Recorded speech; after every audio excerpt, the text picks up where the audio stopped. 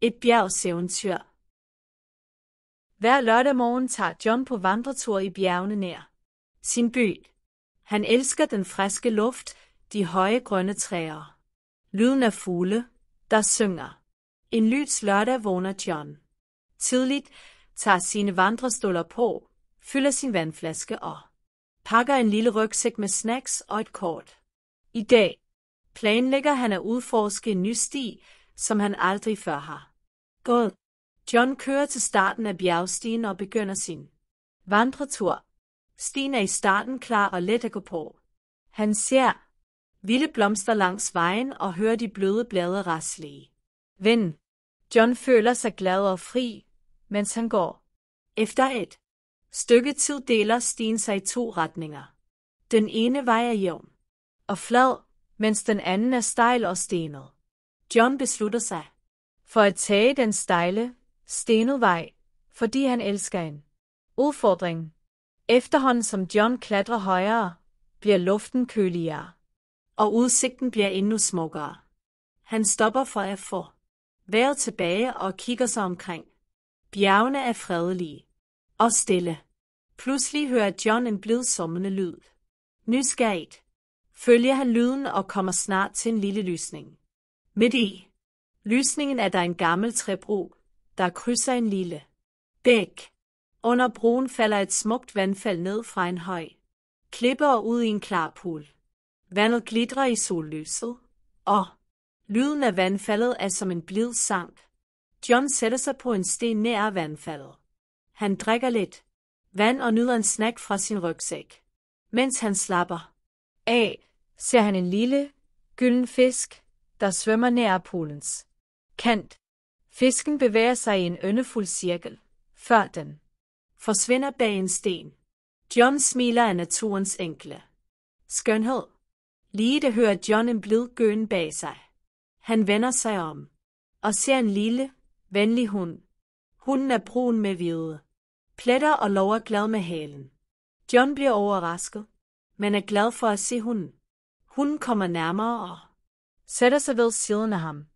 John giver hunden en lille bid af sin snack og klapper den forsigtigt. John spekulerer på, hvem hunden tilhører, for der er ingen andre i lysningen.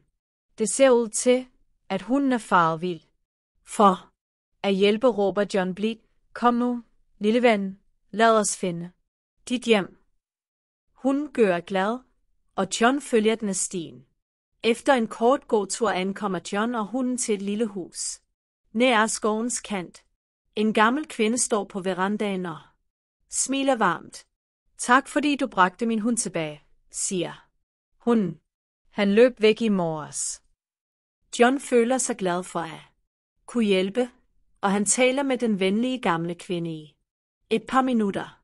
Efter at have sagt farvel fortsætter John sin vandretur tilbage til hovedstien. Hans eventyr i bjergene har været fyldt med overraskelser og gode øjeblikke.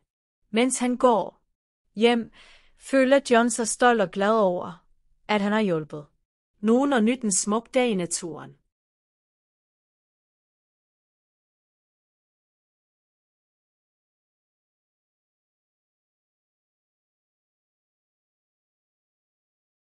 Where does John go hiking? A. In the mountains near his town. B. In a faraway forest. C. On a beach.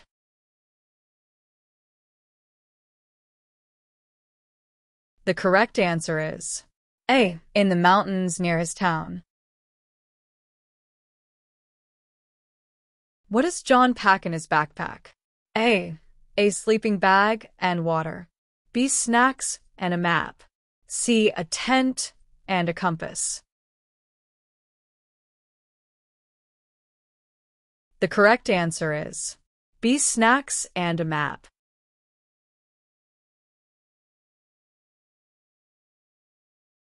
Which path does John choose on his hike? A.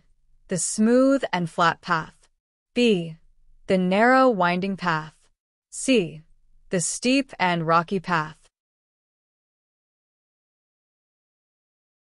The correct answer is C. The steep and rocky path.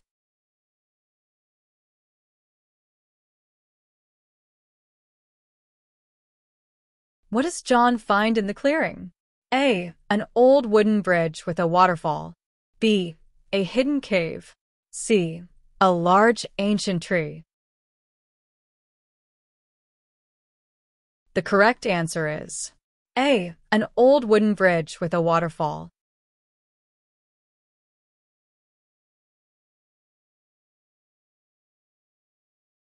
What does John do with the lost dog? A. He ignores the dog. B. He helps the dog find its owner. C. He takes the dog home with him. The correct answer is B. He helps the dog find its owner.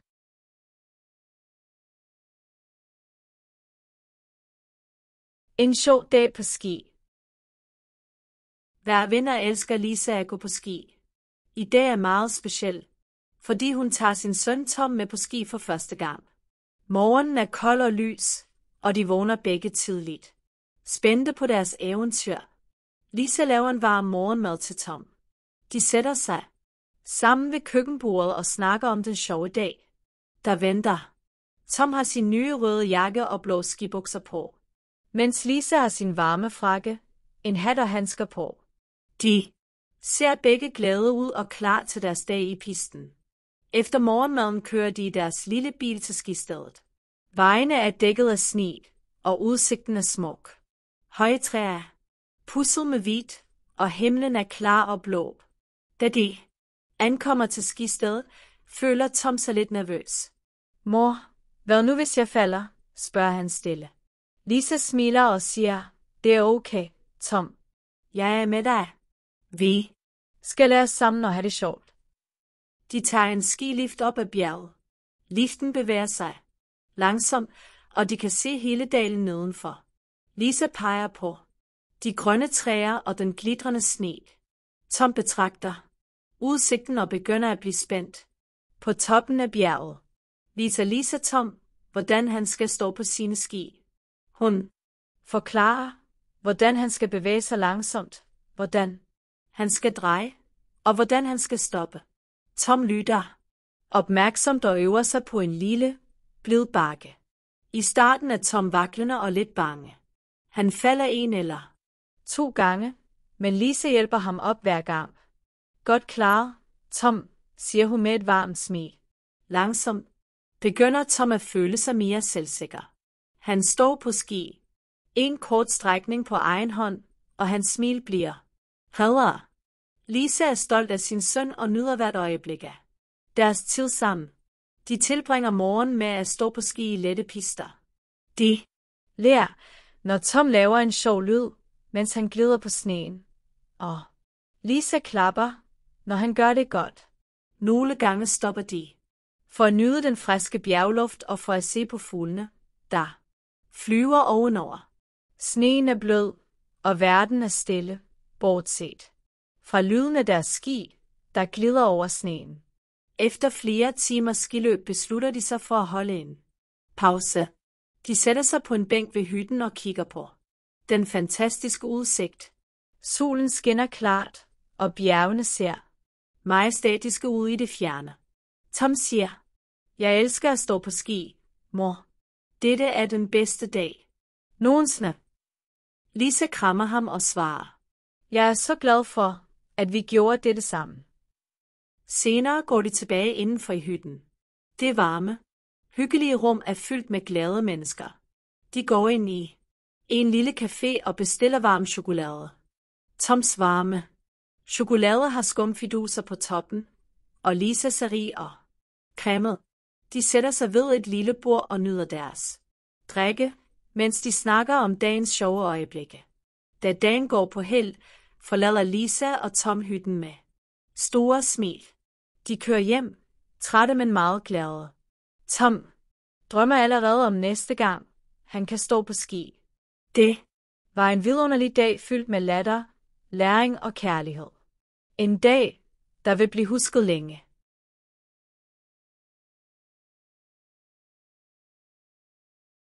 What is special about this skiing day?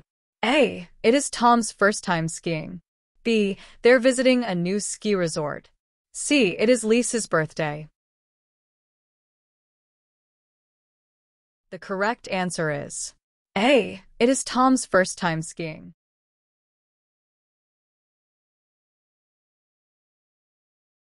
What does Tom wear on this skiing day? A. A green jacket and black ski pants. B. A red jacket and blue ski pants. C. A yellow jacket and white ski pants. The correct answer is B. A red jacket and blue ski pants. What does Tom ask his mom? A. Can I ski alone? B. Will you go with me? C. What if I fall?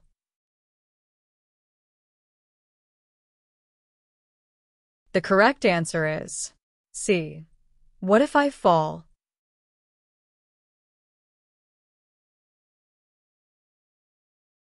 What do Lisa and Tom do during their break at the ski lodge? A. They take a nap. B. They sit on a bench and enjoy the view. C. They take another ski lesson.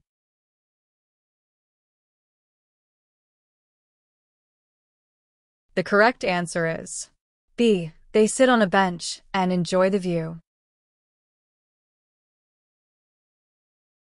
What do they order at the cafe in the lodge? A. Coffee. B. Tea. C. Hot chocolate. The correct answer is C. Hot chocolate.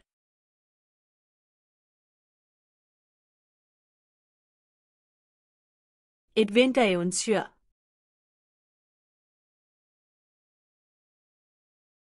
Alice og Ben er to gode venner.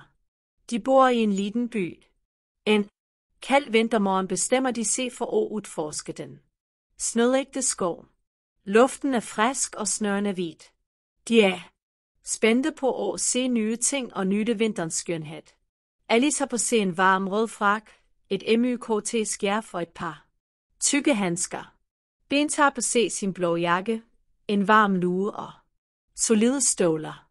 De pakker en liten rygsæk med nogen snacks, en vandflaske og et kart over skoven. Før de drar, deler de en rask frokost hos Alice. De smiler til hverandre og siger, i dag bliver et fantastisk eventyr. De mødes på udkanten af byen og begynder at komme skoven. Jorden er dækket af snø, og træerne er klædt i glitrende hvid. Mens de går langs den snødægte stien, ser de dyrespor. Se, Alice, kaninspor, siger Ben lykkelig. De følger sporene en liten stund og lurer på, hvor den lille kaninen kan være gemt. Snart kommer de til en liten frossen indsø. Isen er klar og glad. Indsøen ser ud som et stort spejl, siger Alice.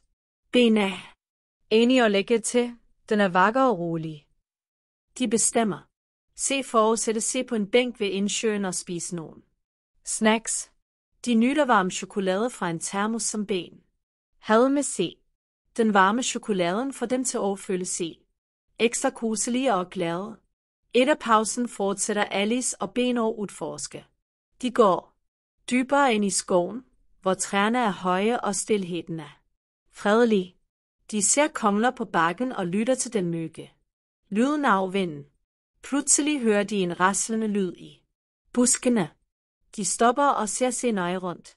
Ud fra buskene kommer en liten, skændet hjort. Hjorten ser på dem med store, milde øjne, før den løber bort ind i skoven. Alice og Ben smiler, glade for at de fik se hjorten. De går en stund til de finder en liten snødægt bakke. De bestemmer sig for at klatre op bakken. Klatringen er lidt vanskelig, men de hjælper hverandre. Når de når toppen, ser de en storslet udsigt over den snødægte skoven og byen i det fjerne. Himlen er klar og blå, og solen får snøren til år. Glitrer som diamanter. Da eftermiddagen kommer, begynder vennene at overvende hjem. De snakker om alle de fantastiske tingene, de så under eventyret. De husker dyresporene, den frosne indsøen, den skænede jorden og den vakre udsigten fra bakken. De føler sig glade og stolte over dagen sin. Til slut, når kvelden kommer, kommer Alice og Ben Tilbage til byen sin. De tager farvel med varme klemmere. Lover ordre på opdagelsesfærd igen snart. Det var en dag. FYLT med eventyr, venskab og vinterens magi. De drar hjem med varme hjerter og mange nye minder fra deres vintereventyr. Where do Alice and Ben decide to go on their adventure? A. In the snowy forest. B. To a sunny beach.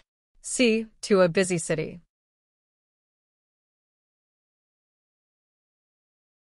The correct answer is A. In the snowy forest.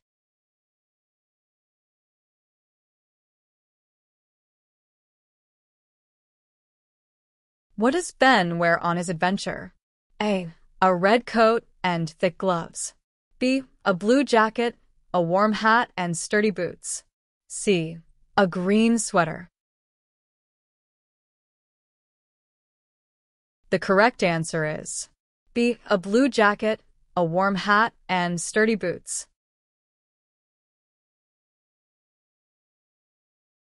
What do they see when they reach the top of the hill? A. A small frozen lake. B. Animal tracks. C. A magnificent view of the snowy forest and the town in the distance. The correct answer is C.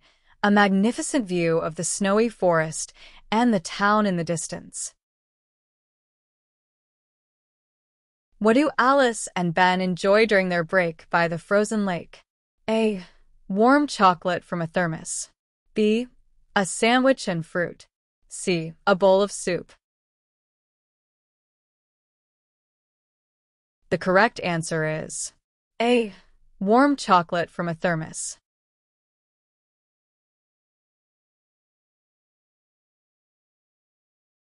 How do Alice and Ben end their adventure? A. They return home in silence. B. They say goodbye with warm hugs and promise to explore again soon. C. They get lost and have to be rescued. The correct answer is B. They say goodbye with warm hugs and promise to explore again soon.